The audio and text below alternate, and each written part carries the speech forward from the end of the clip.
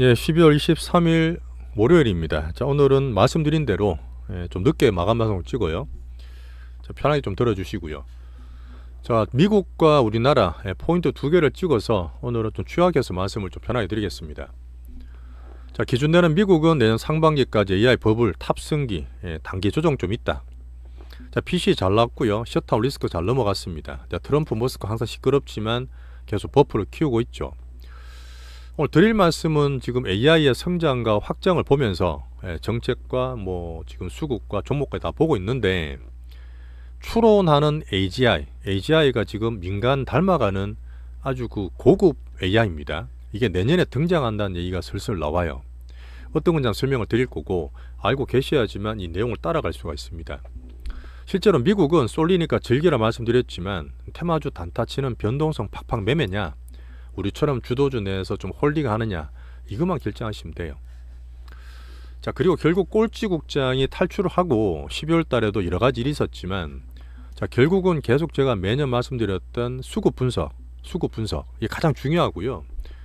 이번 주에 변동이 좀 있을 것 같아요, 저는요. 12월 달에 원래 기다렸다가 정치다, 외국인이다 이렇게 말이 많았지만, 거기에서 계속 주도주 보고 있는 바이오 추세나 여전히 좋고요.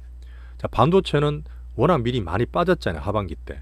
자, 거기에서 외국인은 절대 우리나라 국장을 못 버린다. 제가 자주 말씀드렸던 부분입니다. 왜 그런지 한번 다시 한 설명을 드릴 텐데, 미국 다 이제 AI 반도체 확장을 보면서 반도체 호재들도 한번 있었어요. 자, 그리고 하반기 이번 주가 거의 마무리라 봐야 되는데, 자, 제가 보는 빅수급의 변화를 기대할 수 있는 이유도 설명을 좀 드리겠습니다. 자, 쏠리는 미국장은 즐기시면 돼요. AI 버블을 보시고, 자, 우리나라 바닥에서 많이 눌려있었던 수급이지만, 자, 지금 변화를 보면서 빅수급에 대한 종목 얘기를 또 드리겠습니다. 자, 따로 잘 투자하시면 돼요. 좋아요, 구독 좀 부탁드리겠습니다. 오늘 어쨌든 우리나라가 제대로 잘 나왔습니다. 흐름을 좀 봐야 되는 부분인데, 자, 미국은 지난주 FMC, 자, 금요일 날 PC가 잘 났어요. 자, 분명히 미국의 흐름이 잘 가고 있고, 트럼프의 버프, 온리 아메리카 가다가 FMC의 파월이 매파로 살짝 변했죠. 자, 이제는 물가와 금리도 좀 봐야 돼. 너네들 너무 법을 막막 키우지마, 속도 조절 좀 하자, 이렇게 저 시장을 해석한다 말씀드렸고, 자, 11월 PC가 금요일날 나와서 컨센을 하회했습니다. 물가가 좀 안정되게 나왔네. 어쨌든 내년에도 금리 인하는 할 거 아니야. 4회에서 2회로 줄었지만 속도 조절할 뿐이지 금리를 인한다에 대해서 시장은 좀 긍정적으로 보였습니다. 자, 갑자기 나온 연방정부의 셧다운 리스크, 2018년도 그랬지만 트럼프가 또 막 하는 거 아니야 했는데, 상원 하원 합의가 잘 됐습니다. 제가 유튜브에 커뮤니티 글을 좀 올려드렸죠. 근데 3개월 정도 연장해서 넘어가는 거고요. 자, 여기에서 보면 특이한 게, 항상 연말 되면 부채 한도, 워낙 기축통화 달러를 막 찍기 때문에 자꾸 늘립니다. 근래 들어서 더 많이 늘었던 부분이 있는데, 자, 트럼프와 머스크가 이 부채 한도를 아예 폐지해달라, 없애달라 그랬어요. 왜? 자기 재정에 대한 부담을 없애려고 그러는 겁니다. 마음대로 돈을 쓰고 또 성장을 키우고 막 하려는 거죠. 자, 이게 내년 1분기 중에 이슈가 될 텐데, 두 가지가 있어요. 물론 이렇게 되면 트럼프 정책과 성장 키우고 AI 같은 대로 정시 버블을 더 빨리 만들 수도 있습니다. 그 사이 변동은 있겠지만, 거기에서 방금 파월이 딴지를 건 것처럼 금리가 또 상승해요. 돈을 더 많이 푸니까. 자, 그런 면에 서로 견제를 하면서 오락가락 할 수 있겠지만, 여전히 버블 슈팅기에 큰 힘으로 저는 보고 있습니다. 자, 여기서 지금 엔비디아 대항에서 새로운 칩을 만든다, 이런 데 많이 들어보셨을 거예요. 계속 제가 보고 있던 브로드컴이 잘 가다가 한번 단기 고점 얘기 드리고 쭉 빠졌잖아요. 자, 마별로 같이 보는 종목인데, 자, 엔비디아 블랙을로 다 좋고 너무 좋은데, 그러면 비엔비디아 쪽에 얘들이 ASIC, 이게 이제 맞춤형 반도체를 말씀드렸습니다. 이걸 만들어서 다른 빅테크들도 수요가 막 생기고 엔비디아 대항 칩을 만든다는 거죠. 근데 이거는 엔비디아가 안 좋다고 보는 게 아니라, 그만큼 AI에 대한 수요가 엄청 더 커지고 확장되는 과정입니다. 여기에서 주말에 호재가 나왔던 부분이 오늘 우리나라 반도체도 끌어올렸는데요. 내년 하반기 되면 이 브로드컴에 납품할 HBM4 정도를 하이닉스, 우리 삼성전자나 마이크론도 납품할 수 있을 거야. 엔비디아만 되는 게 아니라 다른 쪽에서도 수요가 생기는 거예요. 이런 부분이 우리나라 내년까지 미국 AI 버블과 함께 우리나라 반도체 사이클이 돌아갈 수 있는, 다시 반등할 수 있는 그런 호재, 새로운 수요로 저는 보고 있는 겁니다. 자, 내년에 뭐 정책적으로 뭐 주가적으로 말씀드렸지만, 자, 추론형 AI가 탄생한다.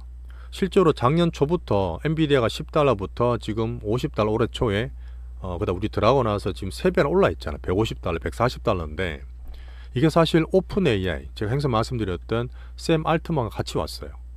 뭐 트럼프 앙숙이 있는 그런 관계도 있지만 이번 12일 동안 오픈 AI 여러 가지 모델과 업버전을 공개를 했습니다.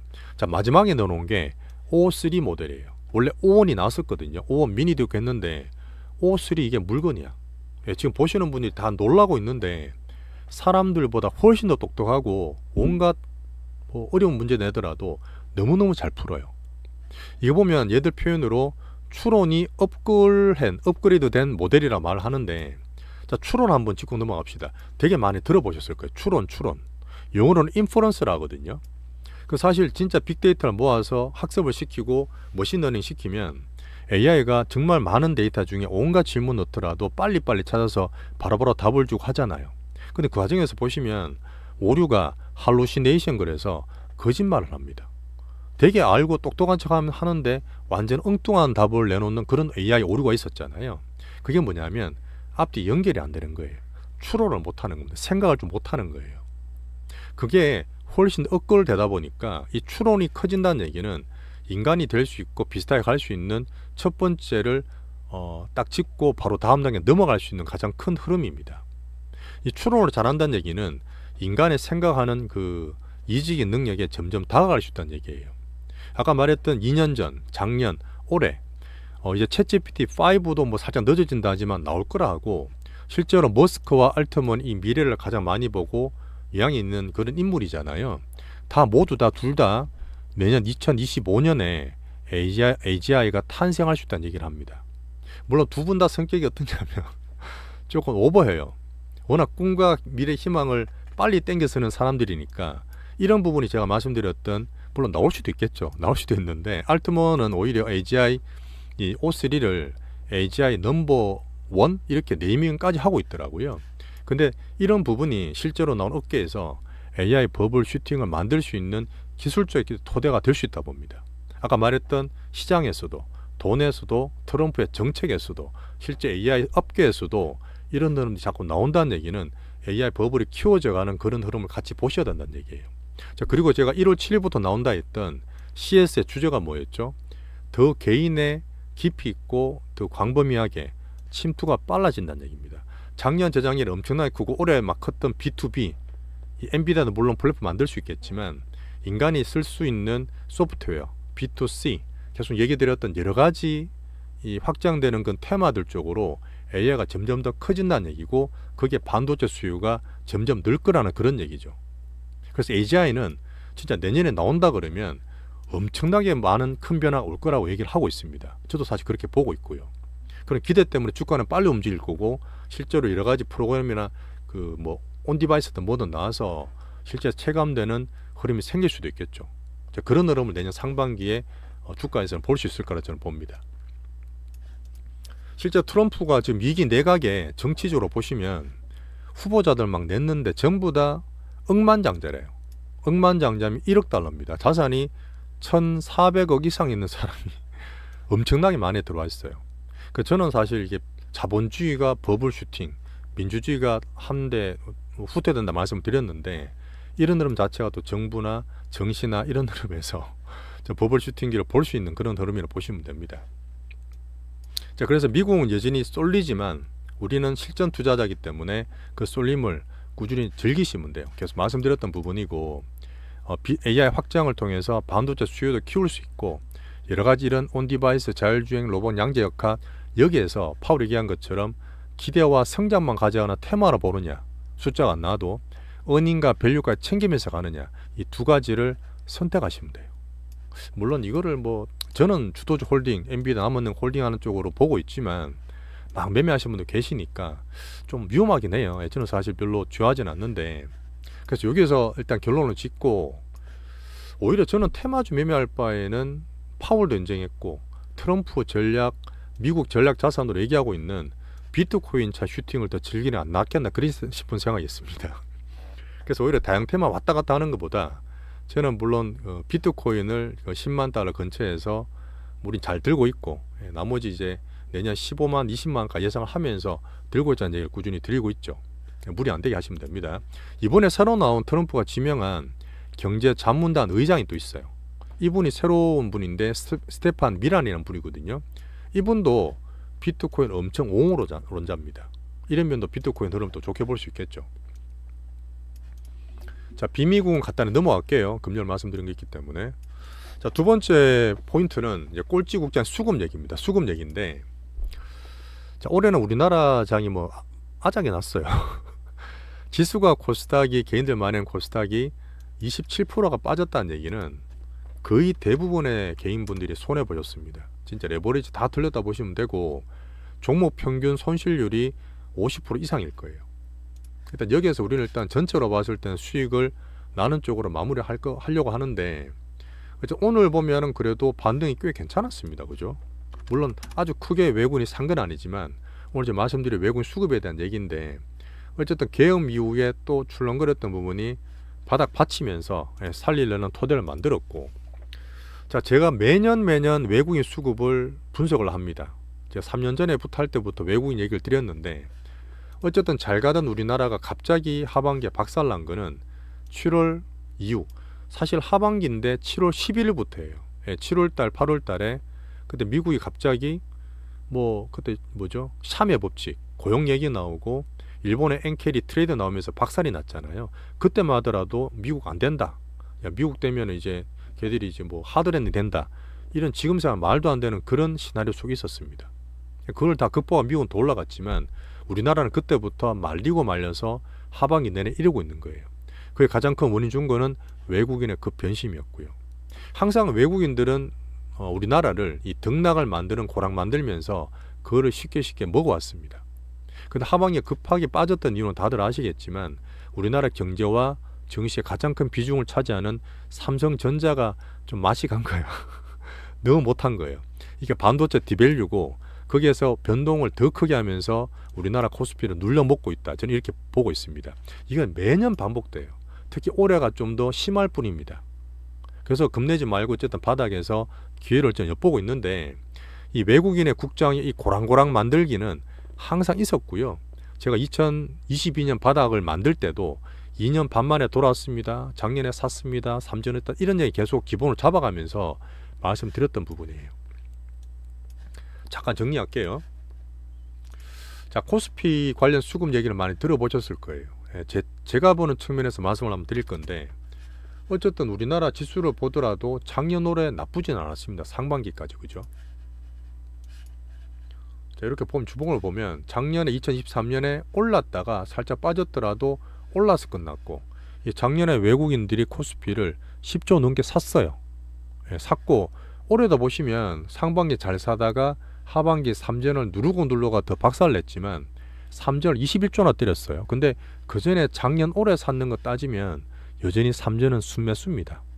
작년하고 올해 사던 거에서 하반기 20조 넘게 때렸다 하더라도 아직까지 몇 조 원 정도는 삼성전자 코스피는 외국인 순매수하고 있어요.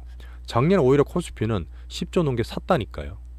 자, 여기에서 외국인들이 계속 누르고 반도체를 급하게 빠지게 했지만 여전히 올해는 1.5조나 순매수하고 있고 삼성전자만 21조 때렸지만 나머지는 순매수입니다. 그 중에 가장 큰 게 바이오, 조선, 방산, 엔터게임 이런 것들이 대표 종목이었어요. 이런 섹터 내에서 우리는 이제 빅바이오 보고 실전 투자할 만한 거는 제가 고르고 있지만 어쨌든 우리나라를 여전히 버리진 않고 있습니다.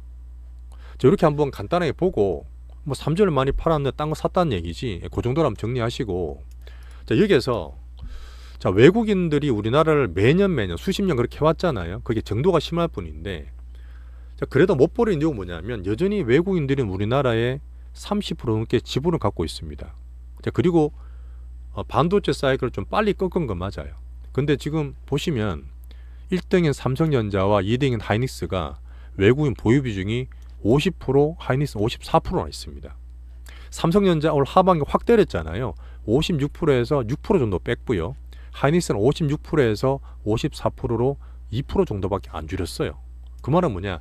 아직까지 엄청 들고 있는 겁니다. 얘들 계속 때리잖아요. 그리고 우리나라 떠날 것도 아닌데 얘들 지 갖고 있는 것도 손해입니다. 여기서 삼성전자 마진콜 부분, 우리나라 PBR 0.8이 더 쪘다는 부분이 역사적으로 바닥을 만들고 있으면서 외국인들의 수급이 변화를 저는 보고 있는 거예요. 여기서 더 때리지 못한다니까요.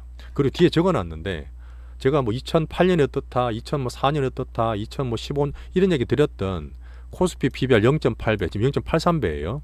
근데 삼성전자 0.9배 PBR 이런 얘기 드리는 거는 역사적으로 이쯤 되면 올랐다 그런 얘기 드렸잖아요. 그거 누가 만들었냐? 외국인이 만든 거예요. 저것들이 두드려가 팔아놓고 개인들 공포 틀고 하면 저것들이 사면서 바닥에서 반등을 계속 그렇게 만들었다고요. 커널은 고랑도 외국인이 다 만든 겁니다. 이번에 안 만들까요? 아까 말했던 삼성전자 뭐 걱정돼서 때렸다, 기대에 실망돼서 때렸다 하더라도 AI 빅뱅 버블이 끝났습니까? 반도체 수요는 또 커질 수 있고 중국이 커질 수 있고 D램 쪽 주려가 HBM 더 만들어야 되면 양쪽 다 수요가 좋을 거고 공급이 타이트할 건데요. 자, 그런 면에서 삼성과 코스피 외국인 수급의 사이클은 또 반복될 거란 저는 결론을 말씀드리는 겁니다. 요게 살짝 양념으로 작년 11월 달에 공매도를 전격 금지한 이후에 삼전 현물 공매도 치면 되는 건데 삼전을 더 많이 때리고 파생 변동선 아시겠지만 더 심하게 만든 것뿐이 보시고 계시잖아요. 자, 보고 자, 외국인들 우리나라 33% 들고 있는 데서 얼마를 샀다 팔았다 하면서 수익 얼마나 하는지 아세요? 세금 자체가 없어요. 세금이 없어요, 얘들은요. 기간만 세금 내잖아요. 얼마나 외국인들이 우리나라 마음대로 할 수 있겠습니까? 그리고 제가 말씀드렸던 선물 옵션 파생에 대한 그 성공률, 얘들이 이길 수 있는 99%를 했어요. 근데 이게 삼전에서 빠졌다, 샀는 만큼 팔아서 본전을 말씀드려도 선물 옵션 파생에 샀다 팔았다 하면서 레버리지 10배씩 쓰잖아요. 수십 배 쓰잖아요. 이걸 얼만큼 수익 내는지는 아무도 가늠을 못해요. 수십 년간. 우리나라처럼 샀다 팔았다 하면서 애들이 99% 이길 수 있는 파생 시장은 전 세계 어디에도 없습니다. 거기에서 개인들이 제일 빨리 사고 팔고 이 회전율은 전 세계 최고예요. 이런 시장을 우리나라 버리겠습니까? 외국인이 안 버려요. 버릴 수가 없어요. 우리나라 자체가 뭐 MSCI, EM이 아니라 DMO로 가겠다. 이번에 2년 동안 가던 반도체 사이클 갑자기 꺾었다.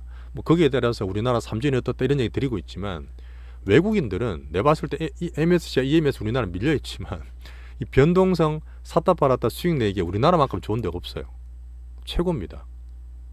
지금까지 수십 년 동안 PBR 만드는 것도 외국인이 저것들이 만들었다니까요. 우리나라가 더 작게 더 많이 흔들었다니까요. 여기에서 우리는 볼 때 외국인이 들어올 때 기다리면서 또 다음을 기다리는 빅수급주는 제 실전적으로 제가 보는 모습에서 계속 기다리고 저는 찾고 있는 겁니다. 외국인은 우리나라 장 못 벌어요.